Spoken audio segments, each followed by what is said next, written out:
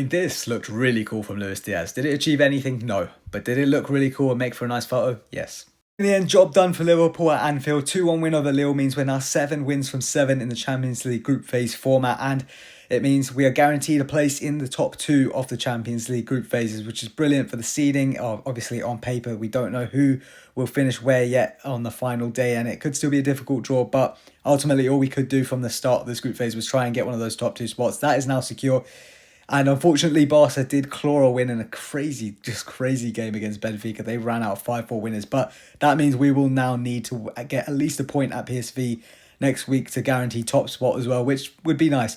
But the good thing is that because we've secured top 2, I think we will heavily rotate for that one, especially with an away trip to Bournemouth in the Premier League just afterwards. And then that second leg against Tottenham, we have to overcome a 1-0 deficit. So yeah, really, really good from the boys. And it was a pretty dominant performance from start to finish. Lille, they had their little spells, but they never really created too much. And really, the goal we conceded was so poor. Again, it was just getting beat. I think it was Bradley just kind of switches off a little bit as the Lille winger gets round him, cuts it back into the box. The first guy gets his shot away, and then the rebound falls to Jonathan David, who's just left completely unmarked. So poor goal to concede. Would have been nice to have a clean sheet and get my 2-0 prediction correct. But at the end of the day, it's 3 points and a really good performance all round. The boys can just, they didn't really have to get out of second gear, I feel, and we can hopefully go in and have a really strong performance against Ipswich on the weekend. As for Mohamed Salah, he's been getting a little bit of criticism from rivals who've been waiting for him to have a little barren spell recently. Well, it was only 3 games he went without a goal and the assist, and he's back on the score sheet in this game. A really well taken finish. I think real credit has to actually go to Curtis Jones for the pass. That was an incredible assist.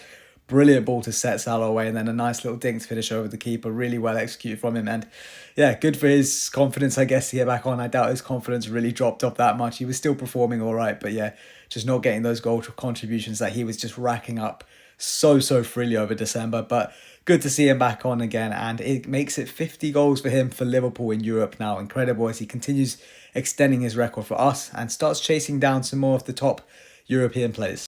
And in the graphic you can see behind me as well, yeah, up to 51 for him in the Champions League now as he starts to hunt down some of these places. And honestly, if he does stay with Liverpool another couple of years, some of these could be in sight. Probably not top 5, but he could still do some moving up. Now, another player who deserves a shout out is, of course, Harvey. Elliott gets a goal for us to put us back in front after we had let Lille get on level terms. And a really well taken strike, takes a slight deflection on the way in, but really good for him to have the confidence to just go and hit it from distance. Again, a player who's really struggled for minutes this season because of his injuries, and now trying to get into a pretty well stabilised, well drilled team is going to be tough for him. But hopefully these last couple of matches will really push him up the pecking order and trying to get those minutes in. Slot has alluded to it in his press conference, just saying he doesn't quite think Harvey's ready for a 90 minutes, but it's getting there. He gets that stint off the bench against Brentford and gets the all-important assist for our second goal to seal it. Also the pre-assist, if you like, for the first. And then today he scores the goal that gives us the win. So as he gets the second half run out, so really good for him. I think he had a cup performance against Southampton as well, where he scored last month. So good for his confidence, good for him to just get his fitness levels back up. And hopefully we see a lot more of this guy now as the fixtures just keep coming fast and thick.